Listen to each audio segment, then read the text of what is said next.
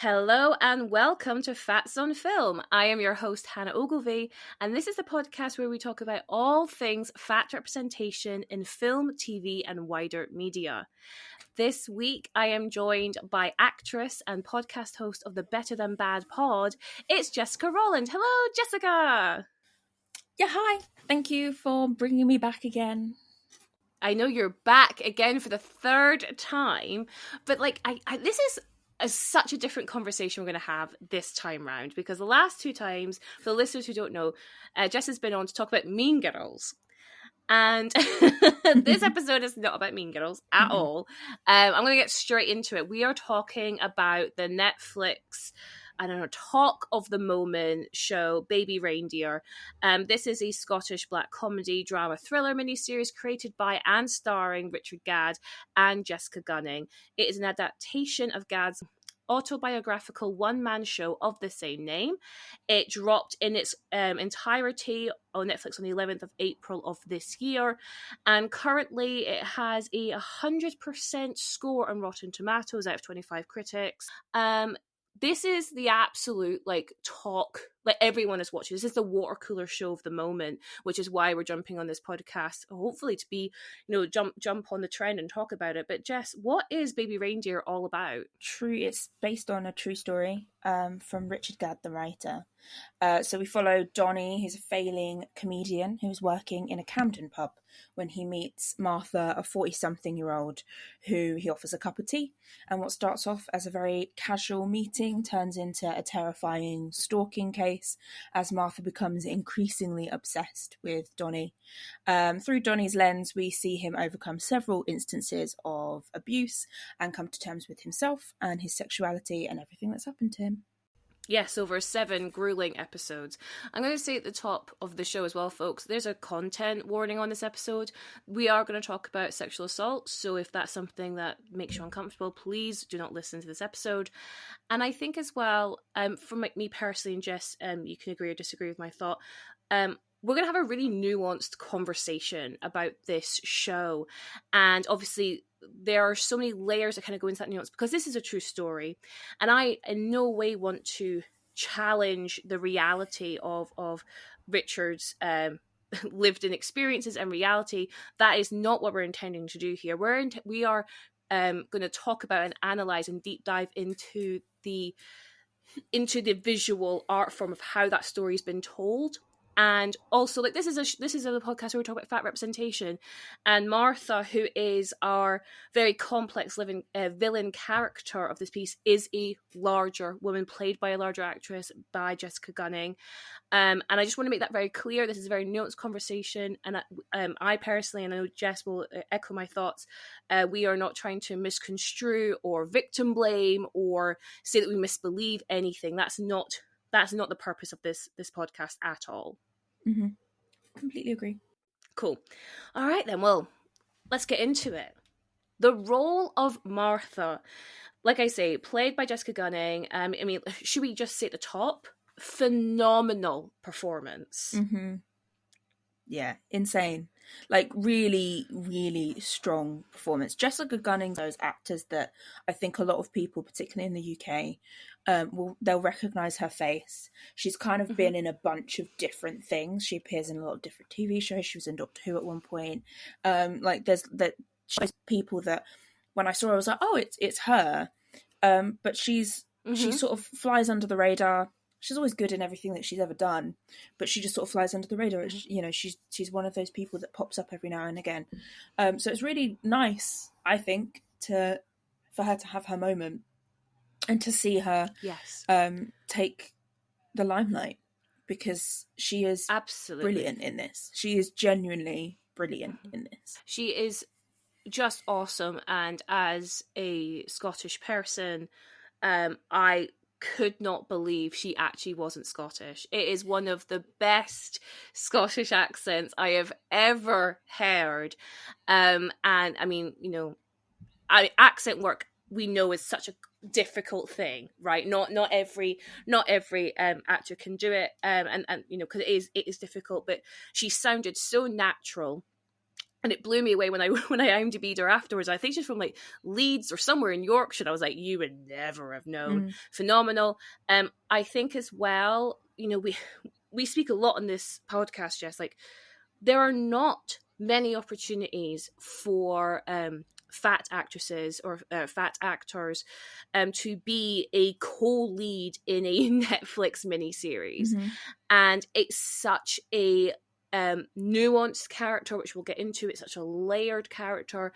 She you know, she is like the lowest lows, the highest high. She has just the range that she's able to showcase in these 7 episodes. I mean, you know, you are an actress. I can only imagine that must have been like, you know, you could probably imagine how much of a meaty performance or meaty character that would have been for Jessica to like really like get her teeth into. Yeah, I mean, that was my first thought when watching the show, was that what a part.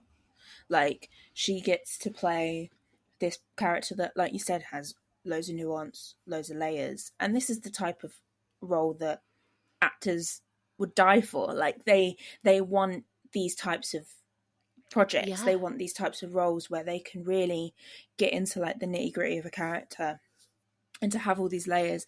I think it's very clear that Jessica approaches it with a lot of empathy towards Martha, whoever the real person is. She sort of goes at it in a way that is very real, very raw, very nuanced, and I think it is that type of role that people would kill for. And I think obviously there's, you know, we'll talk about this in a bit, but I know you've mentioned as well like the questions of as to what her size might necessarily be playing into in terms of stereotyping, etc., etc. But I think as an overwhelming feeling for me, I think having an actor have an opportunity to play a role like this when usually they wouldn't have that opportunity is only really a good thing, because it's given Jessica Gunning a chance to kind of show what she can really do. There's already talks of like people predicting that she'll be nominated for an Emmy, which would be amazing for her and her career. Then also for years, I think plus size actors have been screaming about wanting parts that aren't just all about what they look like the underlining theme of the entire piece isn't just, oh, I'm fat and blah blah blah blah.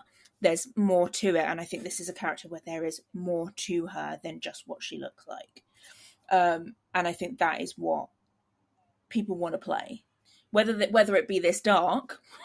I don't think they always want to play these dark characters, but I think there's more to it than that. But this is the type of stuff that people want to be able to do. They want to be able to do the meaty roles. They don't want just the fluff, and there's no fluff in this. You know, she I've said it before, but she really is a force to be reckoned with in this series. She is the driving force. You know, this is such a really interesting test of everyone's, because you know everyone is watching it, so we're all being tested of our level of empathy, right? And I think Gadd is really exploring whether consciously or unconsciously, I'm going to say consciously because it's obviously like smart, it's a test of like how much empathy you're willing to give to grey characters. That's such an interesting story idea, like, because when any kind of show has a central protagonist and we're watching the show, we're watching that life through their eyes as the protagonist, and then we have the antagonist, and in the most black and white terms, that is Donny versus Martha. But we see her lowest of low moments. That means that like you are being challenged as the audience to empathize. And like I've seen it on Twitter, people go like, oh my god, I can't believe like, you know, he helps her home off the bus stop, you know, fuck that bitch and all that, like no, like but that's the challenge. Like, would you help this person who's caused so much heartache and grief and, you know, threatening your life, threatening your safety? But obviously in that scene she's catatonic in state, and Gadd is asking the audience, like, do you agree? Would you do that? Or do you judge Donny for doing that? And does that mean he's less of a victim because of that? And I think that, I mean, to be part of that kind of challenge is so fascinating. And what I've been really interested in on Twitter, but in my own DMs, because when I announced to my followers on the Facts on Film Instagram that we were going to tackle this, I couldn't, I mean, very humble brag, but I was so surprised at how many people reached out, like saying, I've been waiting for someone to talk about the fat representation discourse. I've been waiting for this, and them sharing their own stories, which I'll get to and make sure I credit people with their ideas soon. And I said back to someone, I said, I am so excited that so many people are challenging the media they've consumed. And it's really making them question their own morals and ethics and beliefs. And I think, I don't know, I feel like that's not happened in a while, really. Not at this scale, anyway. I don't know. Would you agree or disagree with that? Yeah. I think this is the type of TV show that is designed to challenge your perception. Mm-hmm. It's challenging people's perception of what a victim is. Yes. Which can only be a good thing, because too often in our society, in our cultures, we envision like the perfect victim, I say in quotations. Yes. This idea of like a person who you can really like fully like get behind because they didn't make any mistakes and all of this stuff. They went straight to the police. In reality, the perfect victim doesn't exist. Nobody's perfect. Everybody exists in the grey area, and there hasn't.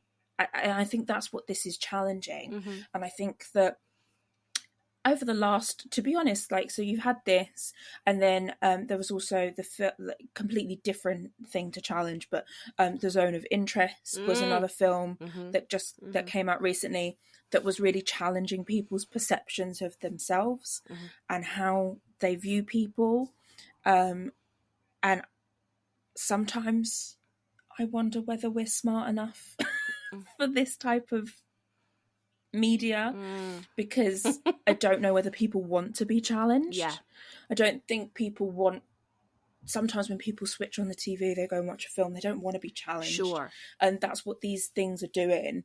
And I think what Baby Reindeer does is really just challenge that perception and make you go, how do I respond to things when I hear that people have done certain things?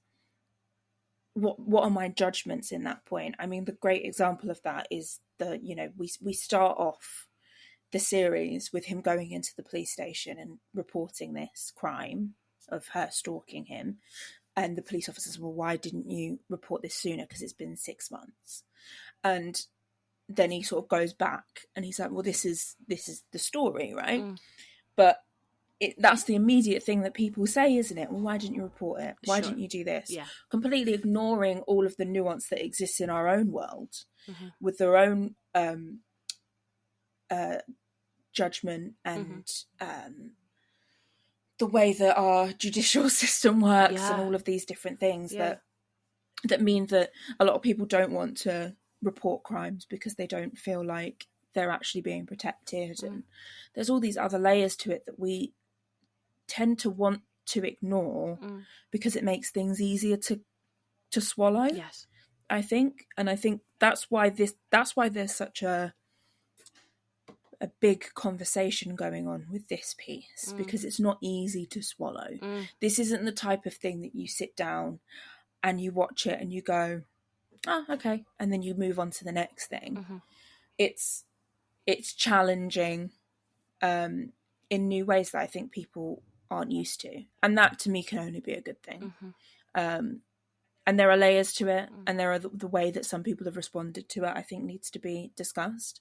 But overall, I think media that starts a conversation is a good thing, especially conversations surrounding these types of topics, and how we view victims, and just questioning our own morality and how we respond to people's experiences. Okay. Right. Well, let's talk about Martha's introduction then.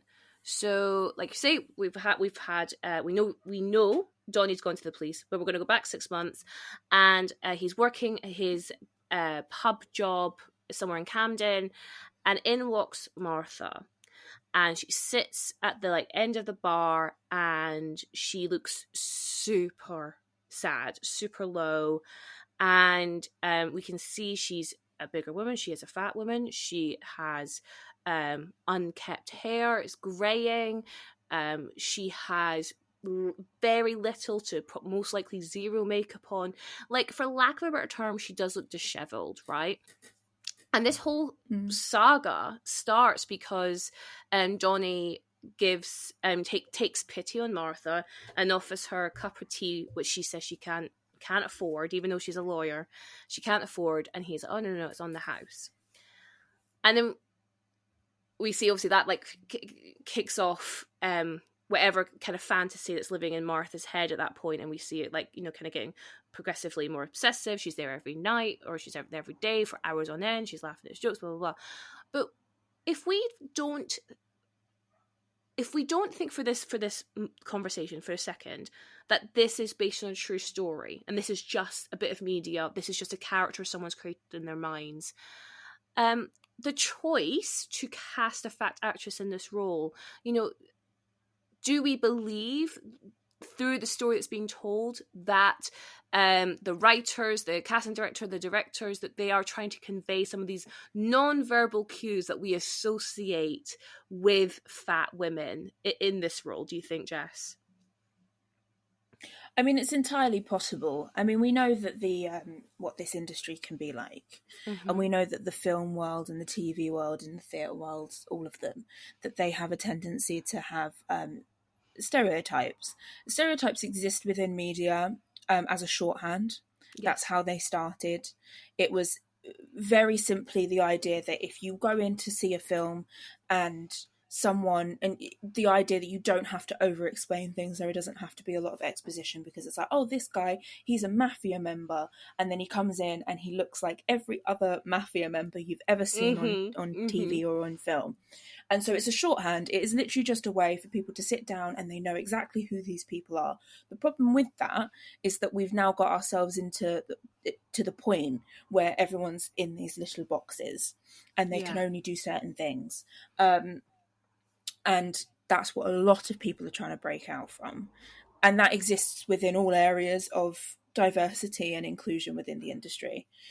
Is this idea that people can only play certain things, and how that's not actually helpful for telling stories, because film and TV is interesting when it's broad, and it's more interesting when you get people telling different types of stories with different types of people, and it becomes less it just becomes less repetitive, I guess. But that's why that is why stereotypes exist. It's that shorthand. So it wouldn't surprise me if that was a thought process of having her look a certain way, because then it's a shorthand for the audience to be like, oh, he wouldn't be attracted to her. But then it becomes a bit difficult to know whether that is actually true or not, because I've never seen the casting breakdown. We don't know what they were looking for, whether they were looking for everyone. Realistically, I do think this role could have been played by anybody of any size. Her size isn't really mentioned. It isn't mentioned. The idea that all that's really mentioned, all that kind of has to be there is that she looks unkempt, as you said. So I don't know. I honestly don't know whether the size was that much of a consideration. There's the slightly pessimistic side of me that goes, oh, it probably was, because we know what this industry is like. But then based on the things that I've heard Richard Gadd say, and obviously he's the creator, it doesn't strike me as it was sort of like a malicious thing. I don't know. It's entirely possible, but I don't think it. I don't know whether, like, and I know that's the whole point of this podcast, is to talk about this representation and what it does. And I do think that it does play into some stereotypes there that Yeah. aren't necessarily helpful. But Mhm. I also don't know whether that is what this is about, which is what makes this conversation even more nuanced. Because usually when I've listened to other episodes of yours, and obviously when I've been on, talked about Mean Girls and stuff, there's a huge arc within those stories where it's Yeah. about size and Mhm. weight. Whereas with this, it's not that, so it becomes a bit more difficult for me for any of us, really, I think, to be able to pinpoint it and say, oh yeah, that was definitely a choice. It wouldn't surprise me if it was, but I genuinely don't know, because also, as we've established, Jessica Gunning was incredible, so it's clear that she Yeah. was the best person for the job. So I don't want to dismiss. I think that's my other thing. I don't want to diminish what she's done and the work that she is doing that's so incredible, and say, oh, they were clearly just looking for a plus size actor, because I just don't think that's fair. I mean, there's so many plus size actors, and if they were, they would have auditioned many. Yeah. But there's a part of me that feels like I just don't want to diminish what she's done in that sense, and say, oh yeah, this is clearly what they were going for. But stereotypes exist within media, so it could be anything. Yeah, I think, like, just to kind of challenge your point, and I agree with everything you've said, but regardless, regardless of what their intention was, the results still stand, right? So if their intention was never to play into those fat stereotypes that we have of characters, of fat villains even, it still did. It still did in a way that, like, like, a really good example is the fact that, like, we as an audience read incredibly quickly. It's never even said. We understand that Donny does not find this person attractive, and one of the reasons will be because she is bigger. And then obviously I know that gets really warped as we go into the series. But at the very beginning, he does not in any way find her attractive, to the point where, like, he has to keep pieing her off. He never mentions it's to do with how she looks. In fact, he goes into her age. So my understanding is, I don't know if it's ever said, is, like, Donny meant to be in his, like, mid-20s, mid to late 20s, and I think Martha's meant to be in her 40s, like maybe early 40s. And so, like, that's what he plays into, and that leads down to a whole other rabbit hole there. I think there's a scene, and one of the listeners, Coffees, Crafts and Cats, hi Megan, they messaged me to say that they had to stop actually watching the show because there's a scene that when you're going to come around and hang my curtains scene, where the pub colleagues, the worst colleagues in the world, by the way, they come in and they are teasing her. They are teasing her. They're teasing her for even daring to find Donny attractive, because obviously he won't, because, like, the subtext is, of course he wouldn't love. That's the subtext. And then they're also taking the piss out of Donny, because it's like, you have this, bird, like, heavily obsessed with you, so we're going to take the piss out of you for that as well. And what's really sad in that context is she doesn't realize, she doesn't hear or read the subtext. And like, say, Megan messaged me to say that particular scene for her hit close to home, because I have personally been in that situation where I have watched someone that I'm just chatting to, but their mates are taking the piss out of them because I'm chatting to them, because they misconstrue my chattiness as attraction. And of course, it's so embarrassing to have the fat girl attracted to you. So I understood what Megan was saying there with that one. Yeah. This is a really interesting point. This is from Alessandra. They were saying how you have... we realize, she's not only unkept in, like, kind of her appearance, but we see her home, and her home is also in disarray, right? And there's rotting food, and there's plates piled up, and it feeds into that stereotype of, like, uncleanliness for larger people. And the thing is, like, I'm talking about this Yeah. as if this is a character. I'm going to get into the fact of like what is real and what's not in a second. But like, it is playing into like, of course she's let herself go, because that's the thing, isn't it? We view fatness as a sense of letting oneself go, and she really is, Martha, the character, the embodiment of that. And I do believe her size, her weight, her body really kind of helps to reinforce that messaging to the audience. Yeah, it's also like with, you know, costuming and stuff. They dress her in ill-fitting clothes, which, you know, accentuate her body size and everything. And I think that I think everything that people are saying is valid. My is just to be cautious, is to not diminish like the experience for Jessica as simply you were cast because of your size. But I do think it's definitely in there, like you said, like it's that kind of sloth kind of attitude, isn't it? It's like, they've let themselves go, as you said. And I just think that there are definitely moments where that scene that you mentioned earlier, where they're kind of taking the piss out of her, I think that will hit close to home for a lot of people. And it's just it is a lot to handle, I think. Yeah, it is. You said something. Oh yeah, I think again one of the other kind of stereotypes that I see, and I apologize for like bringing in a kind of weird reference, but do you know the like South Park meme of like the like large like sloth guy behind the computer, like behind the computer on the keyboard, and it's like he's like obsessed with like World of Warcraft or one of those things. And obviously we see that Martha like lives so much of her life via her laptop. And it's just playing into like things that we already see in other medias.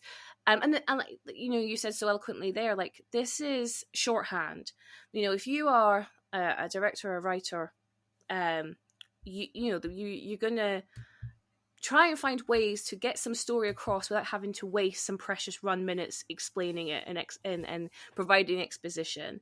So in making some choices, and I think that's the thing, like, as much as you again said we have no idea what the casting process was, Jessica could have and was the best person for the role, regardless of, you know, how she actually looked. And because like they age her, they've aged her via makeup for this show. I read that somewhere.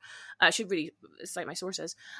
So she obviously wasn't like the right age, quote unquote, but they knew she was the right person for the role.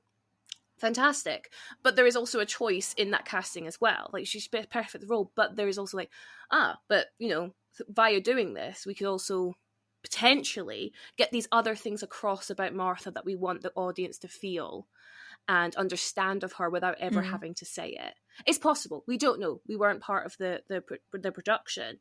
I think as a viewer, though, that was definitely, that for me and for the few people who have slipped into my DMs, that's what they've taken away from it, which I think is really interesting, whether or not it was the intention or not. Yeah, I mean, the thing is, you know, once art is out there, at the end of the day, it's like for people to consume, interpret however they like. And so if this is something that people watch and they go, oh, this is, I can't watch this because it's triggering in that sense, then that's completely valid. And it, you know, it's just, it's one of those unfortunate things where, because the stereotype has existed for so long, this can't escape that. Like, it just can't. It doesn't matter. The only way it would have escaped it is if the person playing Martha wasn't plus size. The choice to have that, whether, as we've stated, whether that was through, you know, just she's the best person for the job or whatever, it can't escape the stereotype. The stereotype exists too heavily within media. And we have so few examples when the stereotype is challenged. So, like, you know, I only have so much media on my content list to get through on this podcast because, like we said at the beginning, there are not that many roles available to larger bodied actors. So, of course, when we talk, like, you know, we're talking about here because there's like a co-lead of this. Oh my god, that's amazing. But then we're like, pessimistically, you said that word earlier, like pessimistically going like, oh, but what is it? So then that brings me to this idea, like, this isn't a character that someone's drawn up. This is based on a true story. This is based on a real person. So my question to you, Jess, is we don't know who the real Martha is because they are protecting her identity because Richard Gadd has said on many occasions that he perceives them as a victim too, and they obviously have a right to privacy, etc., etc., etc. So we don't know what the real Martha looks like. What did I write here? I'm going to say this. I'm not saying I necessarily agree with this statement, but is it important for us to know? And what does it mean if we find out that it's an accurate portrayal or an accurate representation or an inaccurate representation? Physically. It's difficult, isn't it? 'Cause yeah, it is. It's just difficult, isn't it? Like, I don't know whether I think it's important for us to know. I mean, this is just a personal thing. I can imagine why it would be important for people to know that, because then you know that the representation is valid, right? That they've decided to go for something that's as accurate as possible, and that is why they have chosen this person. Yes. Yes, exactly. And so if that's the case, then it's like, okay, well, they've gone for someone who looks exactly like the person, so it's just it is what it is at that point. But it is what it is. Whereas if it's not accurate, then it becomes like, okay, well, why did you decide to go down this route, and is there a layer to the decision making there? But like me personally, I wasn't really sat there thinking, oh, is this accurate? Like, that didn't really cross my mind. Maybe it should have. That might just be on me. But that is a difficult one to traverse. Yeah. Because it's like, in a way, yes, I guess it would be better if we knew if it was accurate from this perspective, for what we're talking about right now, and with this podcast, and with what a lot of people have been wanting to talk about with this the representation, the question mark hanging over that. I guess it would be helpful for people to know, because then at least they know that they're coming at it from the perspective of being accurate. So I do understand that, but then in an effort to keep her identity a secret, exactly, how accurate can you be? Yes. Which, we'll get into the whole flurry of that soon. We will. But yeah, if you are going to try and keep her identity a secret, then it would almost make sense to go the opposite. Very good point. What she looks like.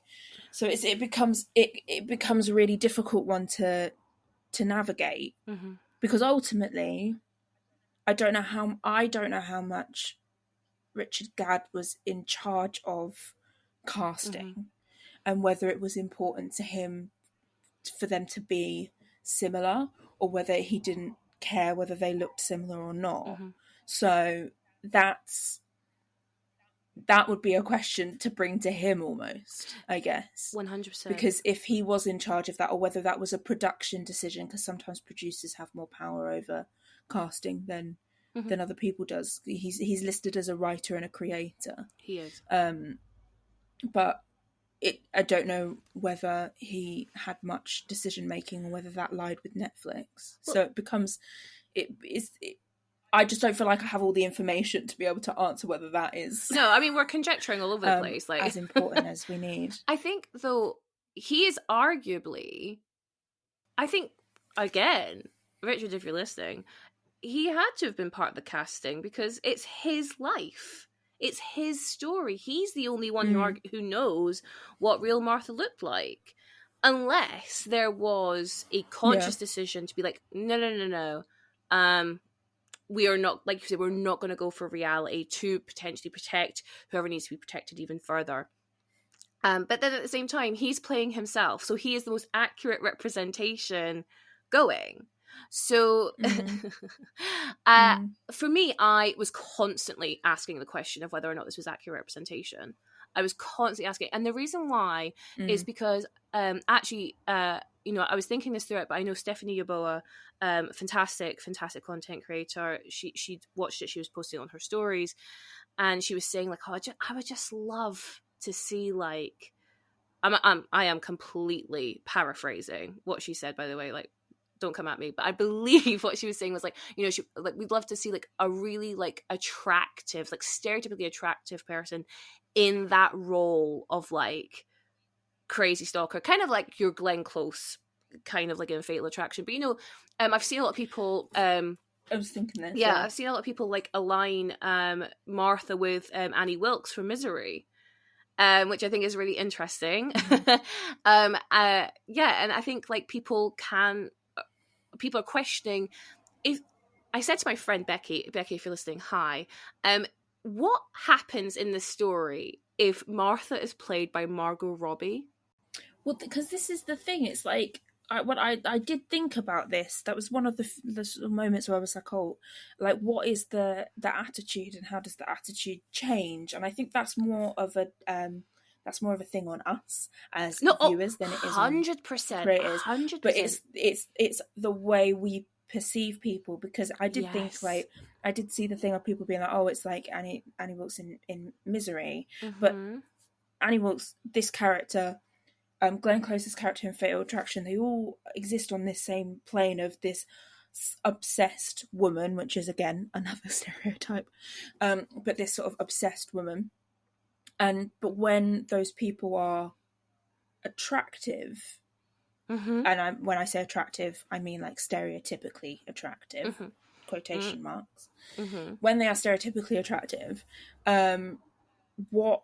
what does that do, and how do people then perceive that? Does it then become like, oh, look at you, yeah, you could pull Margot Robbie, like she's obsessed with you, go on, go after her? Like, does it become that, or like, oh, why did he say no? Like, why was he even that way? Does it become that sort of thing, or does it still land? And that is because of the way that we perceive women on screen, ultimately, 100%, and how women on screen are ultimately. Women on screen are ultimately a sort of conduit for the male gaze. it's our favourite. It's all that. It's when we see people on screen, they're presented in a way that is stereotypical, because that is what people want. They believe what people want to consume. And so what impact does that have? Does she become... I think Martha, as a character, would have become more of a Glenn Close, Bunny Boiler kind of character, rather than what she actually probably was. So it is complicated. Yeah.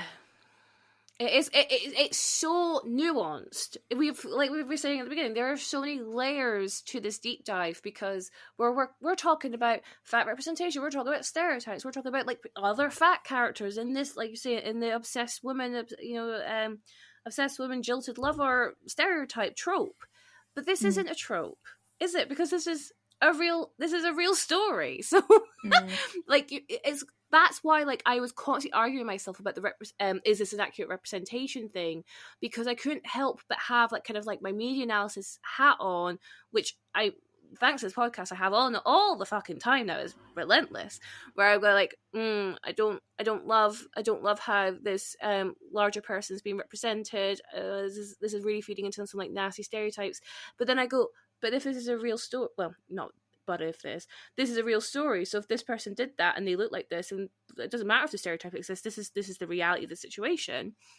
And so I was constantly arguing with myself, and then my third hat was like, but I don't want to know what they look like, because the creators made it very clear that he doesn't want us to know what that person looks like, because they have a right to privacy. They were clearly a very mentally ill person, going through some fucking shit. You know what I mean? Like, I can't even begin to like imagine what that must be like, you know?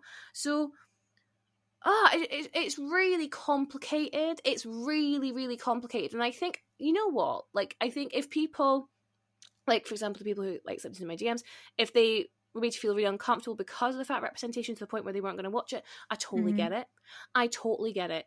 If people didn't care, like, or didn't question, that's not fair. If people didn't question like you did, Jess, I totally get it, because why would you be questioning? Because this is kind of happening in a vacuum. This is a real life story that happened, and Jessica Gunning smashed it. Like, so it doesn't, the ifs and wants and whatnots maybe don't even matter. And then the third thing is like people questioning whether or not it's an accurate representation. I understand that challenge as well. I really get everyone's point of view. And I think though where the line is, Jess, where the line is where people are trying to find out who these people are. Yeah. These real life characters. As I went on Twitter, I don't know, sometime earlier this week, and I think it was like, must have been relatively high up on my feed, and it was like, we found her. And they've gone like deep dived into Gadd's tweets to find this person that they now believe might be the inspiration for Martha. And I was like, oh fuck, that's scary. This is where my struggle with this show begins and ends, basically, is in the... Yeah, please. Is within this realm of like, and forgive me because I'm about to go on a tangent, it's within this realm of the way that we consume true crime media. I think true crime media has melted people's brains. And this is coming from, I want to say, because I know that the minute I start saying stuff like that, everyone gets on the defensive and they're like, what? I used to love me a true crime podcast. I used to love me some true crime documentaries. I used to read books. I used to be really into it. There was a period of my life where I was really, really into true crime. I'd listen to the podcast, read the books, as I just said. And then through a series of events, multiple things happened that made me go, this isn't for me anymore. Because one of the arguments that's always brought up, because true crime is notoriously very popular with women, particularly white women. And one of the things that constantly comes up when people go, why do you listen to all these horrible, horrible things about like people getting murdered and like it's awful? And the one argument that always comes up is people go, well, I just feel like it prepares me for the inevitable time that I will be put in danger. And I remember people spouting that off all the time. And when I was in my true crime phase being like, that makes sense, because I wanted to make an excuse for why I was listening to this stuff. And then I went to see, it's funny actually, we can laugh. I went to see a play at the Vaults Theatre Festival in London back in 2020, before lockdown, before our lives changed forever. And I went to see it, and the play was literally about this group of women who were obsessed with this true crime podcast.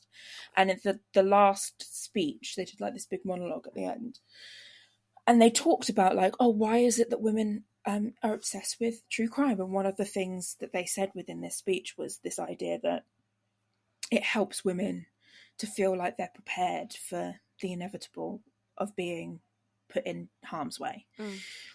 And that same night, I was on my way home and some guy followed me off of the bus.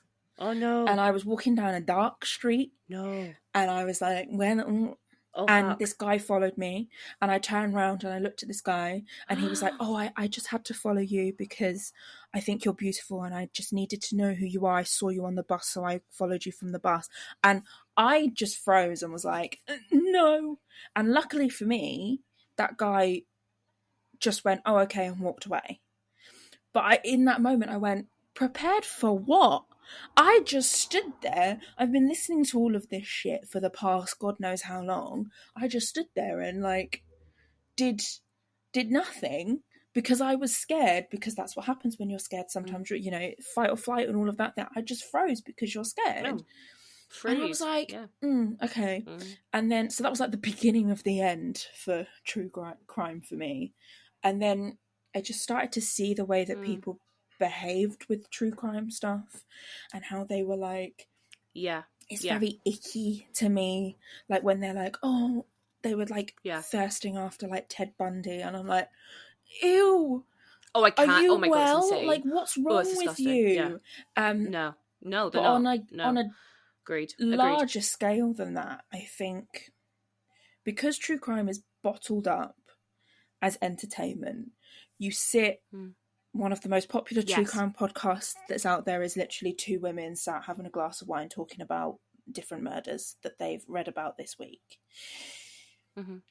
And then you watch the TV shows, and the way that the documentaries are formatted, when you look at things like Making a Murderer and whatnot, it's formatted in a way that's supposed to hook you and entertain you.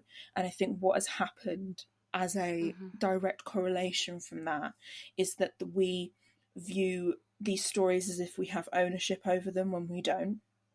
And we also view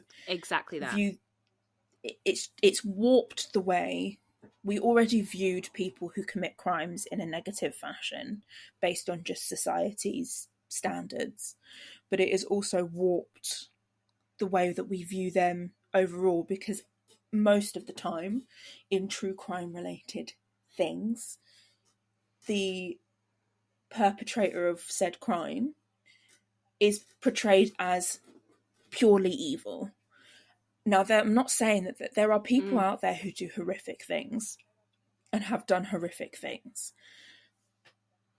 But the way when you take that extreme and then you paint every other person who's ever committed a crime with that same brush, you run a risk of completely dehumanizing people who may have just made a mistake and who may have been mentally unwell. In the case of this is a perfect example of that.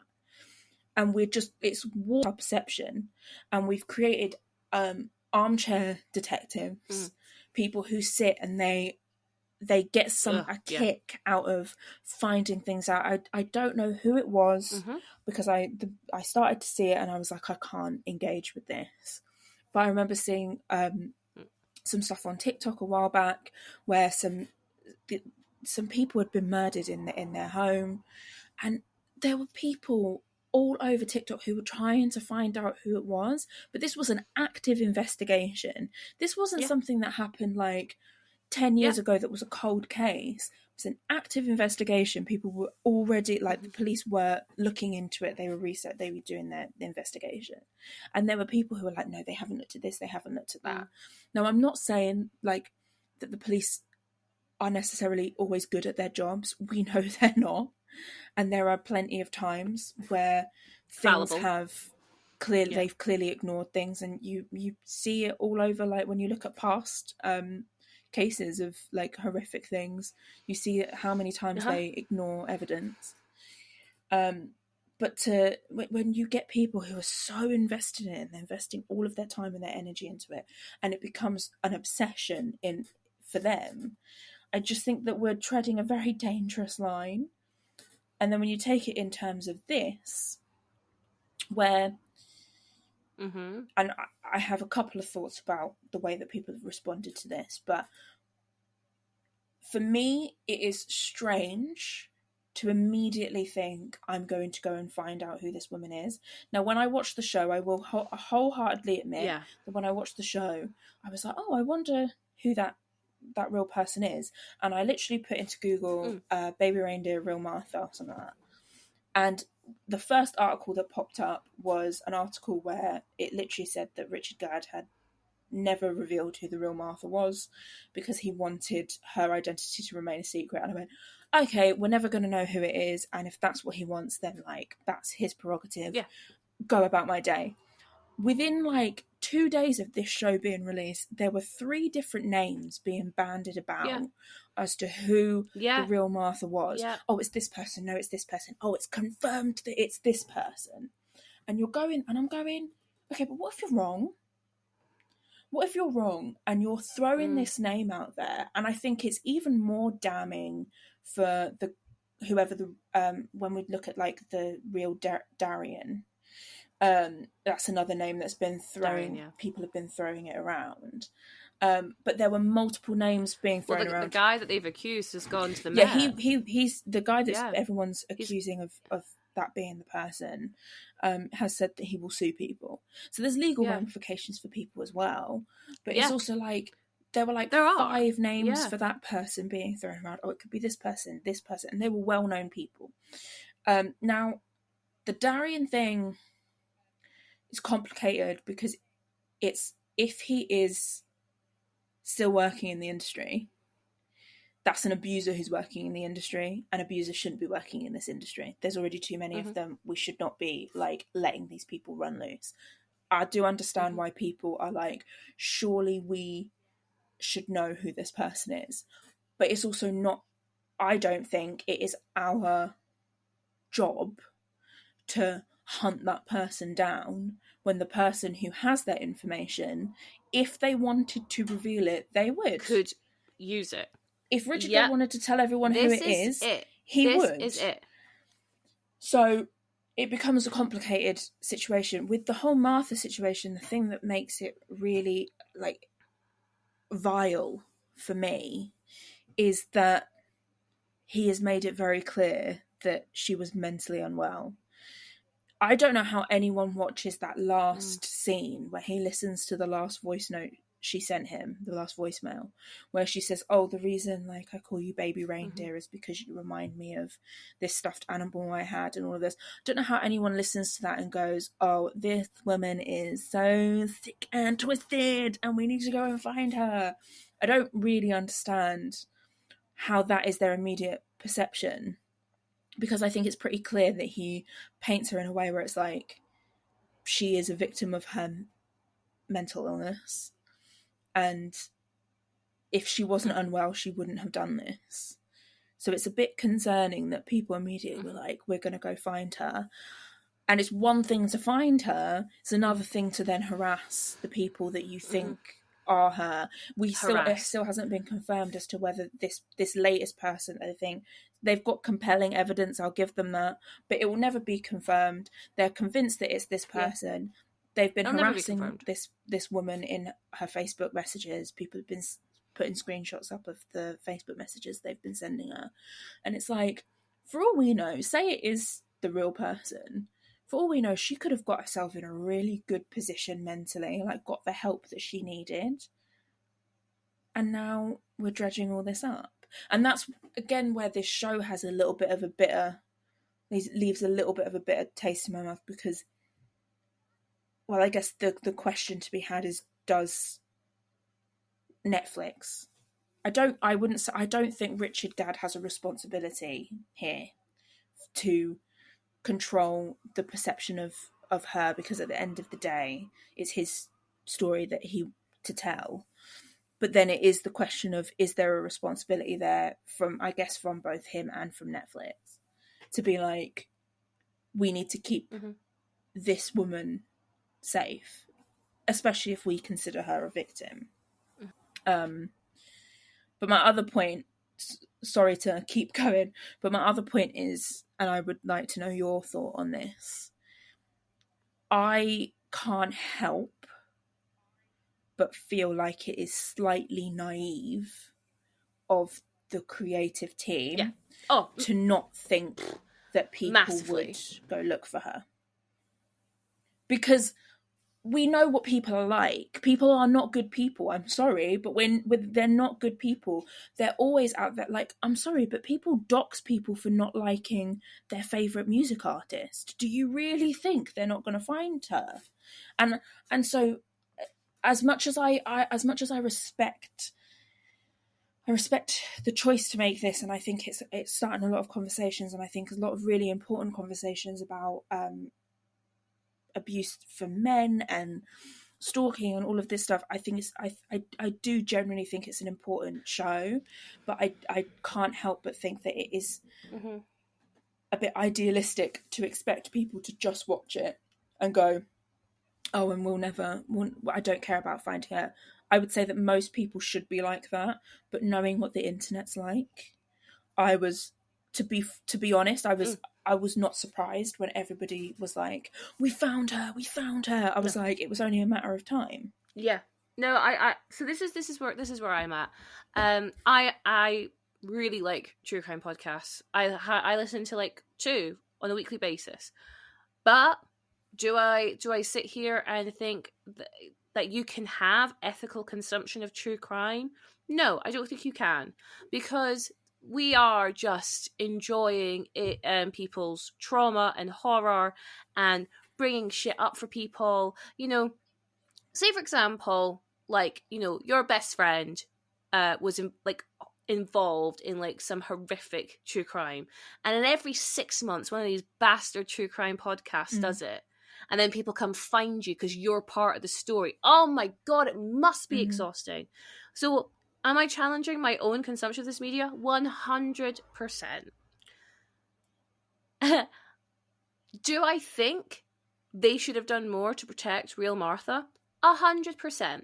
One of the things that really shocked me, actually, like really shocked me, was I think before I even started this, because I think I didn't know it was a true story, and then when I saw the trailer drop on Netflix and I saw it was a larger woman playing a stalking character, I literally said to my partner, "Fuck off!" Like, ugh.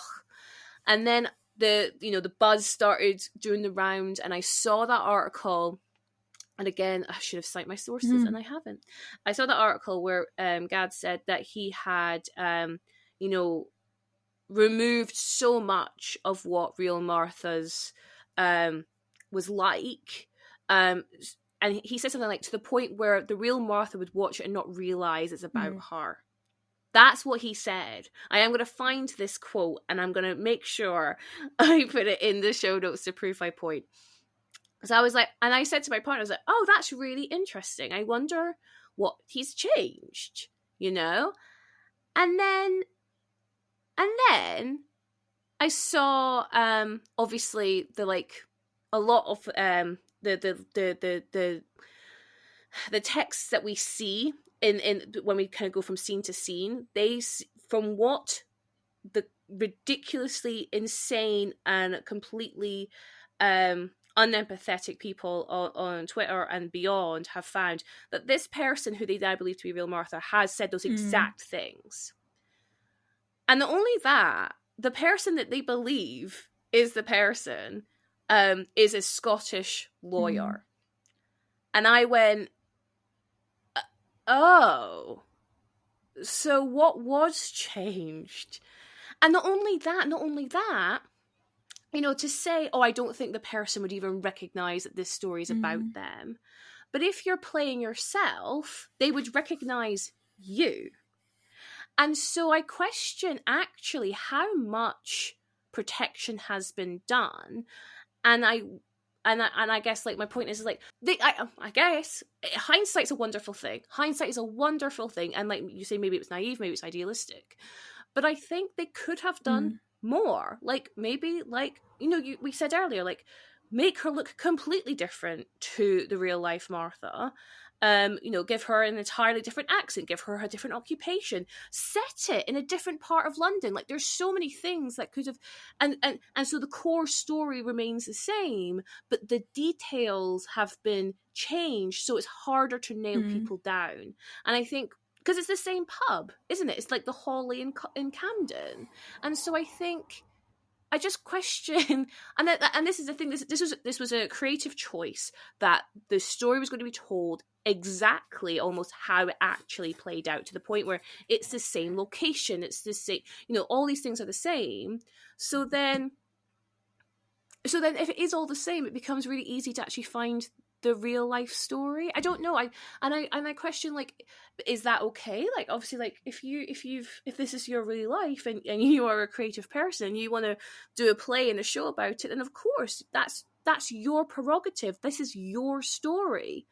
You mentioned earlier, we have an ownership of true crime. We feel like, well, it's a real life story. No one's, you know, put pen to paper and wrote it out. This actually exists in the ether. So we feel ownership of it. We feel like, well, we deserve to have justice.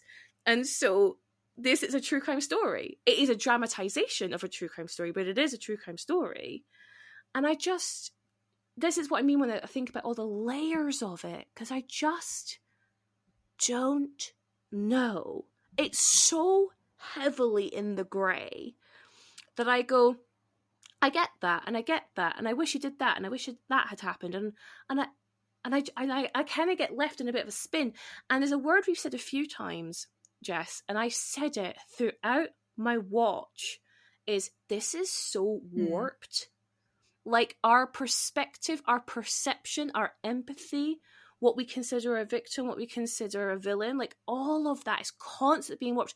And now it's being warped in the reality as well. Now this, like, you know, you've said this a few times, and I love it when you say it, like, when you release art, you can't control it afterwards, like how it gets consumed, that unfortunately you can't control that, and that we are seeing that in real life, and it's becoming so warped that people are actually missing the point of what the show was originally about, and it leaves like a sour taste in my mouth. It leaves a bad taste in my mouth for the weirdos on the internet trying to track real Martha down.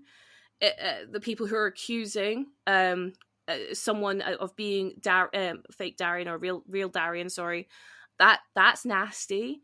But then I go, could they have done more as a creative team, as a production, to protect those that they are claiming that they want to protect? Not obviously real Darian, but real Martha. It's just a hard one, because ultimately I think that something that people are forgetting when they're watching this is that we are seeing this through Richard Gadd's lens. Now, I'm not saying that every piece of media that you have to watch has to be coming at you from different angles,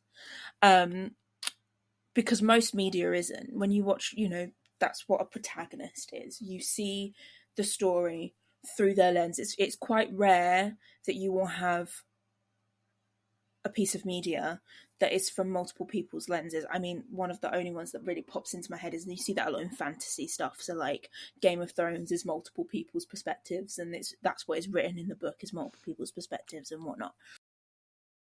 So just to cut you in there, just because I've got a really good point.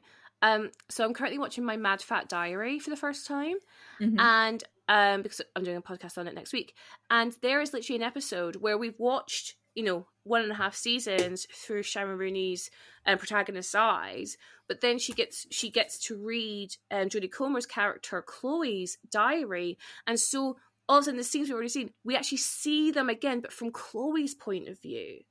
And I found that's really interesting, because you suddenly go like, oh, like we are literally seeing one. We are all biased, right? We're all the center of our own universes, and so we are. I mean, and on that, I think Richard Gadd,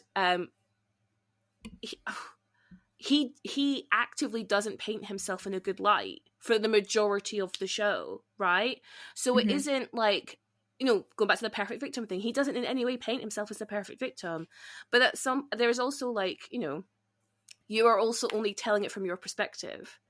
So yeah, we only ever see it from Donny's perspective. Yeah, and that's what makes it difficult, I think, for people. But then this also comes down to media literacy, because as you say, I don't think Richard Gadd paints himself as the hero of the story. There's a lot in there where he's thinking about where he questions why he made certain decisions, where he has other characters turn around to him and say, "You're obsessed with the drama. You want the drama. You want the chaos." And so he is questioning himself. We don't ever get answers to those questions. And I did see one article where a woman's the author of it had said that was one of the issues that she had with the piece, is that we don't ever really fully explore those. I personally don't agree with that. Obviously, some people may, but I personally don't agree with that, because, like, you don't have to have the answers for everything. And I think those things being left unexplored, I think that was probably deliberate. For where his character was at that particular point, we don't know where Richard Gadd's at right now. He could have, you know, had many a therapy session to decide why he made those choices. I hope to God he has, because I don't know. Like, there are moments where, like, I forgot that it was him who's gone through this. You know what I mean? I was like, what? How can you reenact this? Yeah, that's crazy. This happened. that I was like, you know, maybe, you know, I don't want to argue anyone's process, but maybe it is cathartic in some I weird would way. imagine so. But I was, yeah. I was would quite imagine aghast so. at it. I was like, oh my god. Because I think as well, like, this was a one-man show initially. It was. And I'd like to see it as a one-man show. yeah, I'd be I'd be quite interested to read the play and to see how it is structured compared to this. But ultimately, like, and as a one-man play, I think that nuance of, like, who is the real Martha and all that, I don't think that would have been as prevalent for the play because it's a one-man show and you're just seeing him. Exactly. But I think part of it is because people want to know what she looks like. I really think that that's one of the big things, is they want to know what this woman looks 100%. like. But because we only ever see things through Donny's perspective, really. Yes. I think people are being a little bit closed-minded to the perceptions of other people and what their thought processes might be and how they are dealing and handling with certain situations, because at the end of the day, he's the protagonist. Now, that's not a slight on Richard Gadd and his writing, because as we've said, I think he paints himself in a very nuanced fashion and doesn't play into this idea that he's the hero. No. I think that is on the way that people are watching this and what they're getting out of it. But not everyone, again, it's difficult, but like not everyone's gonna watch things and look for the nuance. Like a lot of people nowadays, because we consume so much, like we consume too much, like we take on too much media nowadays, a lot of the time people are just looking at things surface level, and this is something that really does require you to read between the lines, and I don't think everybody's necessarily doing that. I think that's what's leading to this kind of flurry of, we're going to find out who she is and we're going to find out who this person is. It becomes difficult. But my other thing is, because obviously as you were pointing out, like the person who they think is the real Martha, these tweets where she's saying the exact same things that we see in the TV show. Yeah. My only thing is I never believe anything I see on the internet. And no, yeah, it's a really good people challenge. People can backdate tweets, I'm pretty sure. And I think a really good point. And I think, I'm not saying people have done this, but I saw today, I saw on TikTok that this guy had put up a screenshot of like a message that he'd got from Richard Gadd, and I read it and I was like, I really don't believe that Richard Gadd sent you this message, basically asking him to take down his videos about the people that he's been posting about and stuff, because it's giving him legal trouble or something. And I was like, I really don't believe that you've received this message, and if you have, hugely questionable that you're then posting that online, this private message. But I'm not saying that people have done this, but if it wouldn't surprise me if people had made fake accounts to kind of be like, oh, we found her, if they haven't, and oh god, 100%.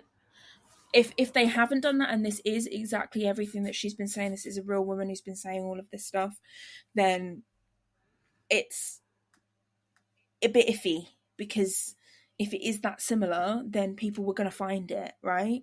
Like, it's really hard. It's really hard, because and this is why I think it's a bit naive to think that people wouldn't go looking, because people will go looking. So the only way that you're going to stop them from finding out who she is if you keep it as far removed from her as humanly possible.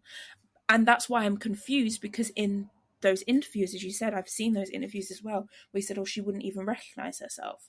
But then you're seeing these things come out, which is why I don't think the stuff he's written is clearly super intelligent.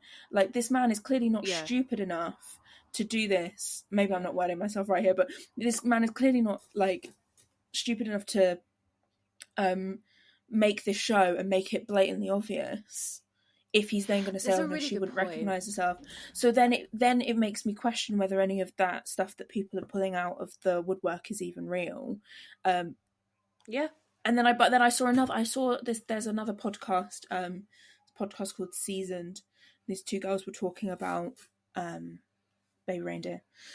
And they turned around and said, but then they also asked the question of, does he even care if they get caught? Like, they've done these horrible things to him, maybe that's not top of his priority list, but then he's made it clear that it is. So there's this constant conversation at the moment that's happening where it's everyone's going, oh, is it this, is it that? I would just go off of the advice of Richard Gadd, which was he put out an Instagram story this week where he said, please stop trying to find out who these real people are. That's not the point of the show. And I think people should just listen to that. We can and ah about whether more could have been done, but more wasn't. So we're in the here and now. So I think people need to just stop. But I do think that this quite possibly should be a lesson moving forward for Netflix in particular, because Netflix has come under fire not only for this. Obviously, this has been a huge success. A lot of people have been questioning whether Netflix could have done more to protect the identities of all the other people in the show, but they've also come under fire last week as well because they used AI in a true crime documentary. How are they? They made an AI photo in a true crime documentary to paint there's a woman who I haven't watched it, but a woman who committed a crime, and they made an AI photo of her to paint her as this like happy-go-lucky girl who just happened to commit this crime, and it wasn't real. And it's like they're coming under fire for some of this stuff, and you just think, maybe this can be a lesson about the way that we use true crime media. A teaching moment. Yeah. So it is difficult. It makes me feel a bit iffy because I just think that at the end of the day, these are people's real lives. But then it's also his story. And he can tell it how he wants. I'm not going to sit here as somebody who hasn't experienced that and tell someone how they can how they can work through that trauma. Like if he wants to tell this story, because this is very autobiographical. And I saw someone today saying on Twitter, they were saying to people like young writers, please don't think that this is how far you have to go. Like this is write what you know to an extreme. And it's extreme. I think it's incredibly brave of Richard Gadd to write in such a open way, to be as like open about this experience and this trauma that he's had is so brave and so like fair play. And if this has helped him in any way, if this has made him, if there's a catharsis in that, then that's great. I think it's opened up a real conversation, as we've been saying, and I do think like from a creative standpoint and from a writing standpoint, like he has very clearly like been just been very like open with people and in telling his story, and it might help people, like it genuinely might help people to recognize stuff that's going on in their own lives. And I think it is incredibly brave, and he can share his story however he would like, and it's not our place to police that. But I do think it's a fair argument to say, no, should more have been done to have protected these other people, because ultimately we don't know where this real Martha is in her life. We don't know how much of this could have triggered her to go back 5 million steps. Whether she's still in the exact same mental space as she was then, or whether she's got better. Like, we don't know if she's recommitted a crime, whether this was the last time she ever did something like this. Like, there's so much that we don't know. And it's not necessarily our place to know, but I would just like people to be a little bit more intelligent with the way that they respond to things, and be like, okay, we don't know enough about this to warrant us going on Facebook and messaging some random woman with a bunch of horrible things. I think it's a really interesting conversation around consent, because like you said, it's his story. He can and he has told it in whatever way he wants. And if you're a victim, which he is, do you need to seek the consent of your assaulter, of your stalker, in order to tell, not only your story but their story? I would say no. That's wild. You would never ask. I don't know.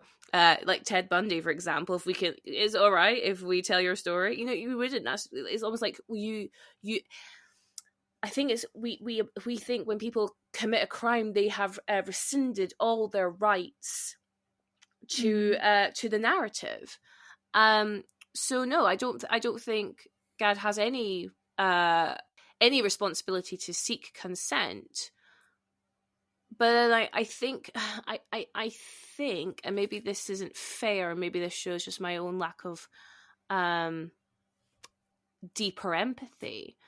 But I think it's an interesting conversation to clearly have not sought consent from the person that assaulted you, right?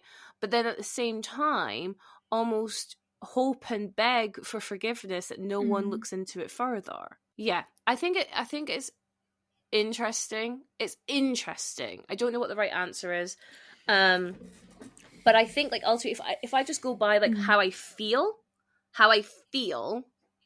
is that it could have been handled better. It could have been handled better. If this was what they were trying to avoid, it could have been handled better. And like you say, I hope this is a lesson learned. We move forward. I hope everyone gets the help they need. God, please.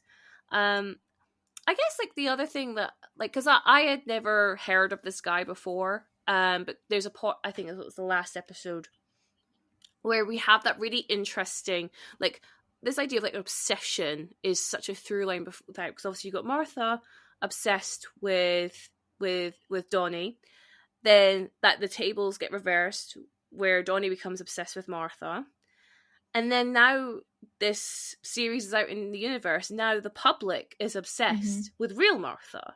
And it's like you said earlier, like you haven't learned anything from the show about obsession and where obsession can take you. And I don't even know what my point was, but I think that kind of rhetoric, when you're saying like people don't want to look deeper, but is it the people that are on the surface? Are they the ones doing all this? Like they literally viewed it as, this is a crime that we need to solve.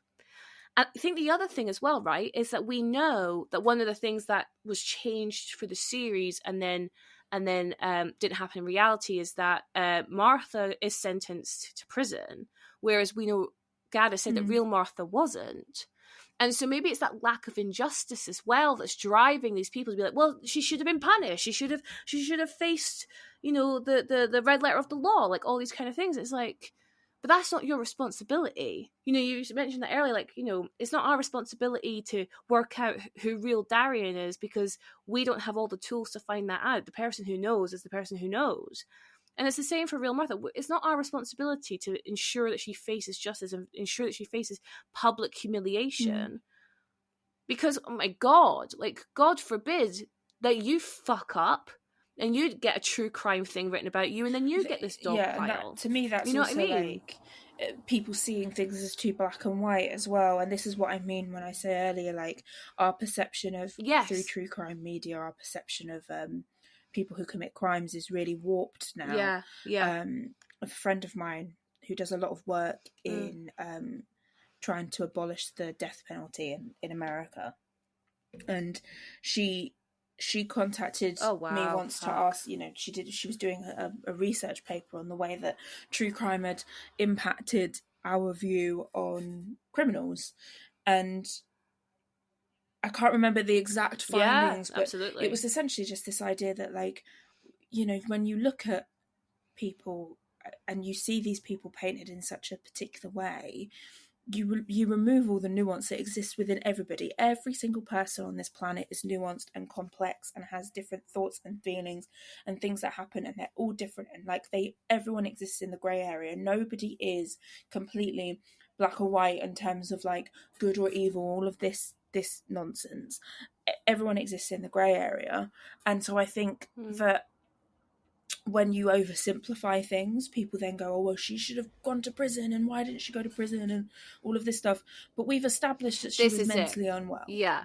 So if we were to turn around and say there are people who commit crimes and do things because they are mentally unwell. Now, I'm not saying, you know, there's a whole other argument as to prisons in general and how helpful they actually are.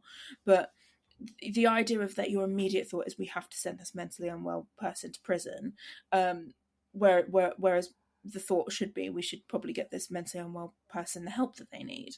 You know, have them in a safer space, perhaps rehabilitate them, and if that's not possible, then have them in a space where they can live safely. But it's just a too simplified view of things. She should have gone to prison, so we're gonna go look for her, and we're gonna find out who she is, and we're gonna harass her, and we're gonna do it. Like, what do you gain from that? You don't gain anything from that other than looking like a bit of a twat. So, like, there's no nuance in anything. The way that we view anything anymore, particularly within true crime and just crime in general. No. We see things as either if you commit a crime, then you are an evil person. But there are multiple crimes that can be committed, and if you somehow found you're committing a crime through literally just, you know, accident, or something happened, or something traumatic happened to you, and you did, like, you'd want people to understand why you did what you did.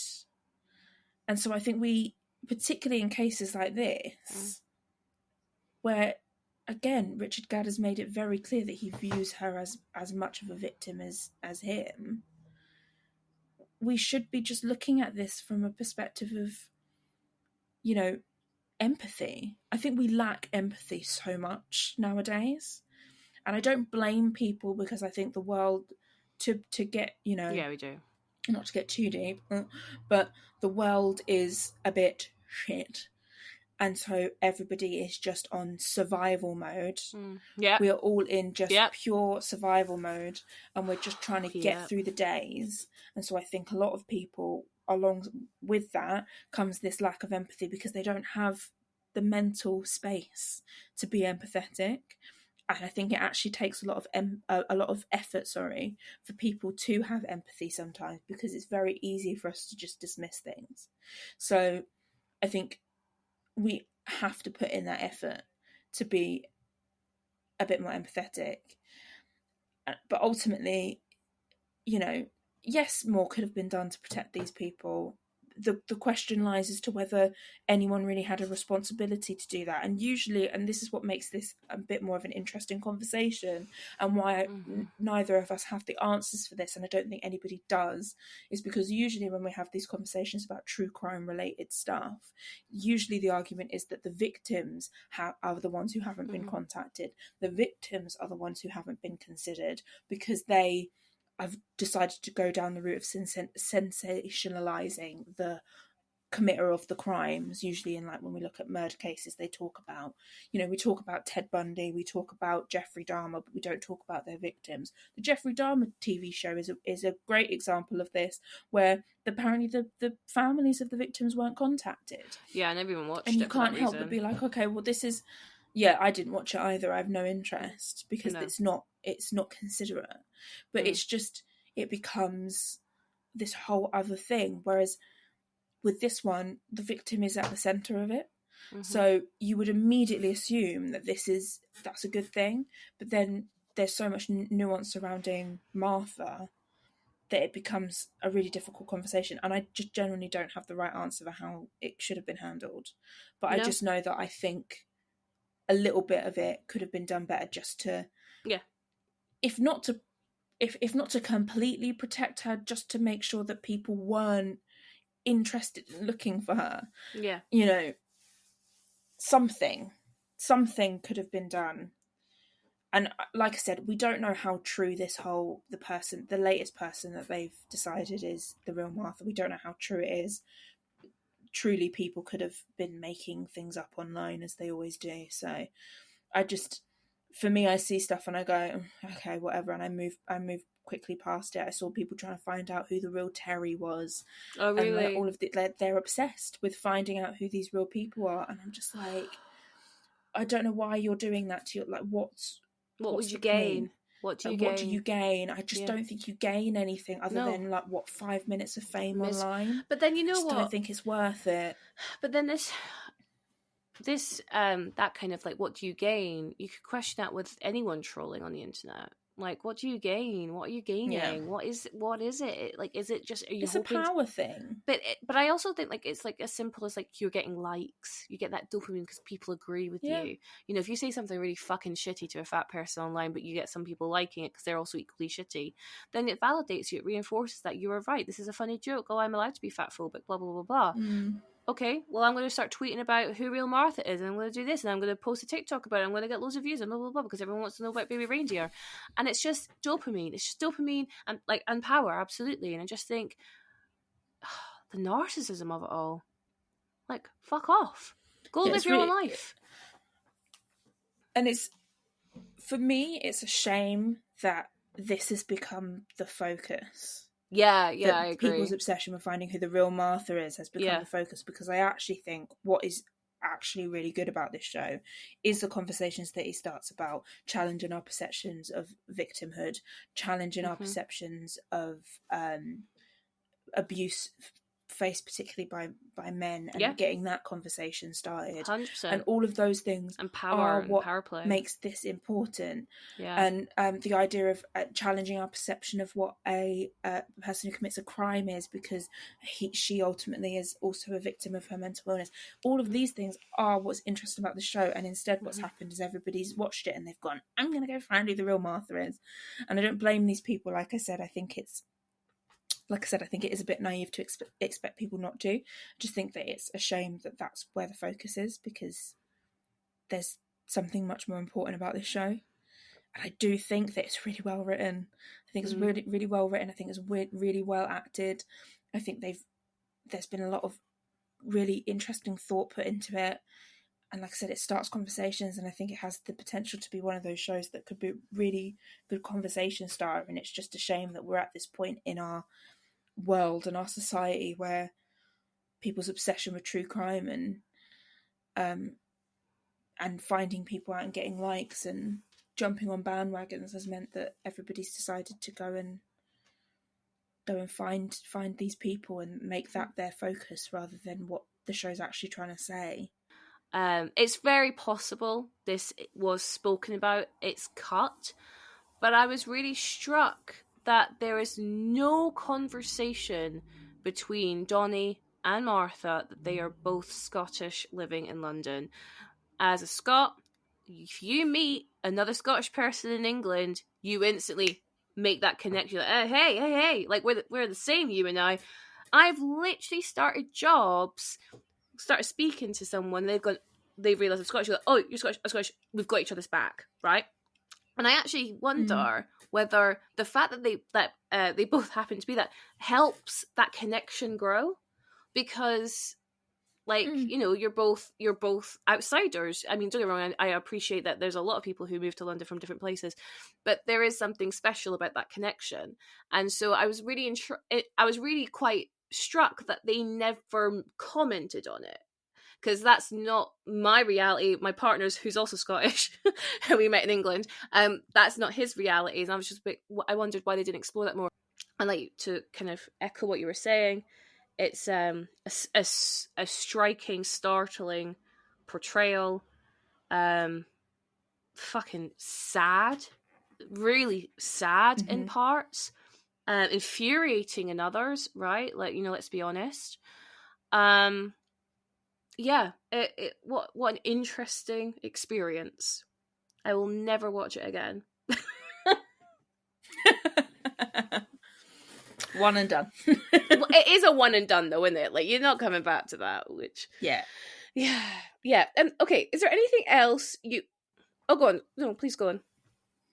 No, I was just going to say, like, what Richard Gadd's done is very brave, and I think that he's starting conversations, and I think that's a good thing, and it's getting the critical acclaim because it's good. It's a good show, and ultimately we don't know how much was added in for dramatic purposes, how much was exactly true to life. It feels very autobiographical. It feels like it's ripped straight from his diary, but there could have been things added in. We just don't know.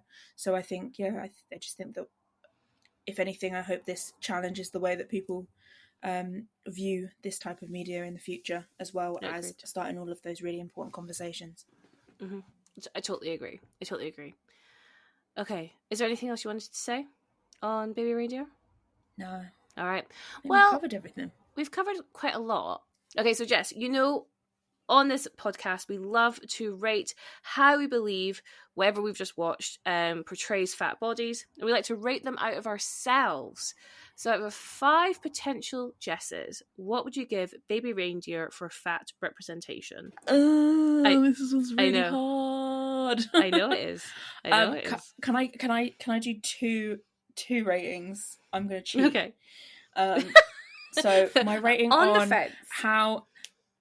On the fence. I am on the fence. So my rating on, like, surface level portrayal of plus size bodies on screen would probably be, we're talking around a 1.5, 2 Jesses. Like, maybe let's go 1.5. My rating on terms of, like, giving a plus size actor a really juicy role that they're going to be able to actually play, and actually maybe pushing forward someone's career, and just showing what plus size actors can do, we're going up to 5 Jesses. That is why I'm on the fence. You were like, you couldn't be more on the fence, but you know what, Jess, I'm actually going to join you. I'm just going to go 3 Hannahs, and I think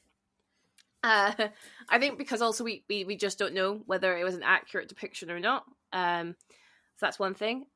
However, it does it does, whether it means to, whether it was its intention, the consequence, and how people are perceiving it is feeding into those negative fat stereotypes. Like I say, whether it was its intention, I'm not trying to say it was, but it regardless, it does. But at the same time, if everything that is depicted is true, then it isn't a stereotype because it's a reality. So therefore, that wouldn't be fair for me to, like, judge it too harshly on. Oh, we missed one thing. There is, like, the colleague, the other guy at the pub, and the kind of larger one. Mm-hmm. They call him a fat fuck twice throughout the series. He is called a fat fuck, and to no challenge, to no look of disdain, and I think that is very interesting. And so actually, maybe I bump it down one. He was obviously an asshole, but, like, you don't need to bring his body into it. You know what I mean? Like, he could just be an asshole. He doesn't have to be, like, a fat asshole. So let's bring it down to 2 Hannahs, and then there's one other point I wanted to say. Oh, I think just to echo your point, but the fact that this role exists, ultimately, there are fat villains. There are. And but the thing is, with Martha, she isn't just a villain. She isn't just a criminal. She is so much more than that. So actually, the fact that she exists in this grey, and the fact that that opportunity was available to Jessica Gunning to portray it so tremendously, that's so fucking positive. So, like, yeah, I just think it's between 2 and 3 Hannahs. Like, I can't decide. It's somewhere in there. 2.5 Hannahs. It's got good bits. It's got bad bits. We just believe in Jessica Gunning supremacy. She was just awesome. Jessica Gunning to get the Olivia Colman treatment, and for her career to soar. I'd love that for her. If she wants that, like, who knows what she wants for her career, but if she wants that, I want her to have every success that she wants. Yeah, I just think she's fabulous. She was so fucking scary at times. during like when she smashes the glass on him and she's screaming and she's roaring basically, like 3 guys have to hold her back in that scene, and I'm like, fuck, she is so scary. Yeah, the way she changes her voice in that as well is really interesting as an acting choice. The lowering, yeah, she really the way she alters her voice is really interesting. And alters her physicality a lot throughout the show as well. 100%. 100%. It really was. It's a very interesting awesome. and like fully bodied performance by an actor. Like she really thought about absolutely everything, which is great to see. Yeah, could never be accused of phoning it in. She was there. Nope. God love her. No, love Jessica Gadding. Very happy for her to have this opportunity. Okay, well, Jess, I don't. We have gone in it. We've gone through it with Baby Reindeer. Thank you so much for slipping into my DMs to have this conversation. I really, really appreciate it. I hope the listeners have enjoyed it. Let us know what you thought. Oh, Jess, thank you for joining us. Could you please let me and listeners know where they can find you and more of your work? Yeah, you can follow me at Jess_Rolland on Twitter. I'm also Jess Rolland on Instagram. You can follow my podcast at Better Bad Pod on all social media platforms. Better Than Bad is a podcast where we take an actor's highest or a director's highest and lowest rated films, and we discuss, compare, contrast, and decide which one we actually like. Hannah is going to be the guest on the next episode, which will be coming out in May sometime. And hell, we'll give them who we're talking about. We're going to be talking about David Tennant. So if you want to hear all of our stories and our discussions on David Tennant, then join us there, and then you can listen to all of the other episodes. There's loads of episodes for you to catch up on. Yeah, if you need a new podcast, you've got a back catalogue to get through. I love that when you find a new podcast, you're like, oh my god, I've got like 50 episodes to like get into. I love that. It's so juicy. I love David Tennant, so I got to speak about it for 2 hours. It was great. Yeah. Okay, and the listeners can find the podcast at Fats on Film on Twitter and Instagram. You can email me at fatsonfilm@outlook.com if you so wish. And then you can find my own like personal stuff as well, where I share like plus size fashion. You might already know that, you might not, but that's at Queen Bee Says, and that's at TikTok, Twitter, and Instagram. Thank you so much for listening, everybody, and I will catch you at the next episode. And remember to stay fat. Woo!